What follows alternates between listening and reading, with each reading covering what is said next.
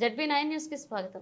తెలంగాణ ఆవిర్భావ దినోత్సవం సందర్భంగా గోదావరి కని అమరవీరుల స్తూపం వద్ద సిపిఐఎంఎల్ న్యూ డెమోక్రసీ పార్టీ ఘనంగా నివాళులర్పించింది. ఈ సందర్భంగా ఐఎఫ్టియు రాష్ట్ర అధ్యక్షులు ఐ కృష్ణ మాట్లాడారు. ఈ కార్యక్రమంలో సిపిఐఎంఎల్ న్యూ డెమోక్రసీ జిల్లా నాయకులు ఈ నరేష్, డివిజన్ నాయకులు ఎం దుర్గయ్య, టౌన్ నాయకులు ఎం కొమరయ్య, ఎన్బి బాబు, పెరక మెండయ్య, తిప్పని రామ్కి, ఎడ్ల రవికుమార్, సదానందం, ఏఐఎఫ్టియు రాష్ట్ర నాయకులు జి రాములు పాల్గొన్నారు.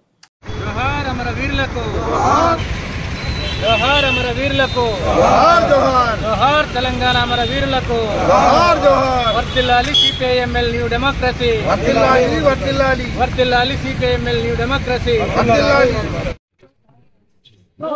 ఆంధ్ర పాలకులు తెలంగాణ ప్రజలపై చేసిన అణచివేత చర్యలకు వ్యతిరేకంగా తెలంగాణ ప్రజల ఆకాంక్ష అయినటువంటి తెలంగాణ రాష్ట్ర సాధన కోసం పెరిగని పోరాటం చేసినటువంటి తెలంగాణ ప్రజలకు ఈ మొత్తం కళ సాకారం కావడానికి వందలాది మంది యువత విద్యార్థులు తమ ఆత్మ బలిదానాల ద్వారా, త్యాగాల ద్వారా ఈ తెలంగాణ సాధించడానికి కారణమయ్యారు. ముందుగా సిపిఐఎంఎల్ న్యూ డెమోక్రసీ పార్టీ తరఫున వాళ్ళందరికీ కూడా మేము శిరస్సు వహించి విప్లవ అభినందనలు తెలియజేస్తున్నాం.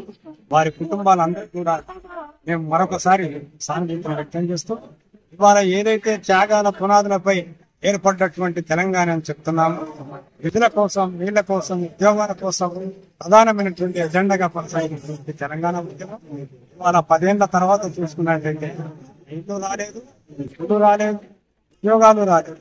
ఈ ఉద్యోగాలు రాక, నిధులు రాక, నీళ్లు రాక వాళ్ళ తెలంగాణలో ఉన్నటువంటి అన్ని వర్గాల ప్రజలు వాళ్ళ సతమతం అవుతున్నటువంటి కేసీఆర్ ప్రభుత్వం అనేక వాగ్దానాలతో గద్దెనెక్కినప్పటికీ కూడా తెలంగాణ ప్రజల ఆకాంక్షను ఏమాత్రం కూడా ముందుకు తీసుకెళ్లలేదు.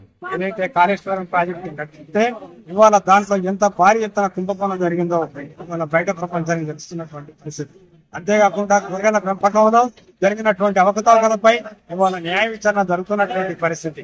ఈ రకంగా కుంభకోణాలుగా తయారైందే తప్ప ప్రజలకు ఒరిగిపెట్టింది ఏం లేదు. స్వయంగా తన బిడ్డ అయినటువంటి కవిత లిక్కర్ కేసులో ఇవాళ ఇరుక్కున్నటువంటి పరిస్థితి. సహజ వనరులైనటువంటి, సహజ సంపద అయినటువంటి ఇసుకను, గుట్టలను, ఫారెస్ట్ను ఇవాళ మొత్తం ధ్వంసం చేసి ఇవాళ పాలకులకు అప్పచెప్తున్నటువంటి పరిస్థితిని మనం చూస్తున్నాం.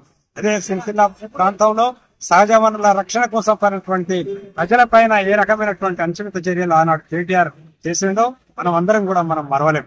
ఈ మధ్యలో కొత్తగా అధికారంలోకి వచ్చినటువంటి కాంగ్రెస్ ప్రభుత్వం కూడా ఆ బాటలోనే పోతుంది తప్ప ప్రజలకు మెరుగైనటువంటి ఒక మంచి ప్రభుత్వాన్ని లేదా ప్రజలు కోరుకున్నటువంటి నీళ్లు, నిధులు, ఉద్యోగాల కల్పన విషయంలో ఇవాళ ప్రభుత్వాలకు చిత్తశుద్ధి లేదు.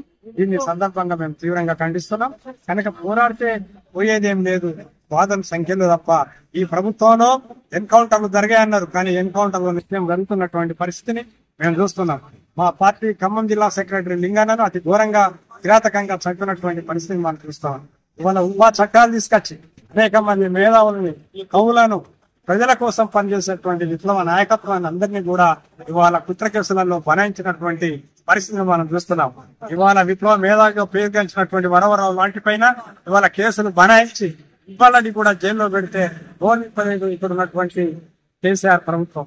దుర్మార్గమైనటువంటి చర్యలు అన్ని పాషాణికమైనటువంటి గమనకాండ కొనసాగుతుంది. ఇవాళ కేంద్రంలో బీజేపీ ప్రభుత్వం అనుసరిస్తున్నటువంటి ప్రజా వ్యతిరేక ఫాసిస్టు పాలనకు ఒక రకంగా ఇది మద్దతిస్తుంది. ఇవాళ టీఆర్ఎస్ గాని, కాంగ్రెస్ గాని ఇవన్నిటిని కూడా తిప్పుకొట్టి ప్రజలందరూ కూడా స్వేచ్ఛ, స్వతంత్రాల కోసం తెలంగాణను రక్షించుకోవాలి.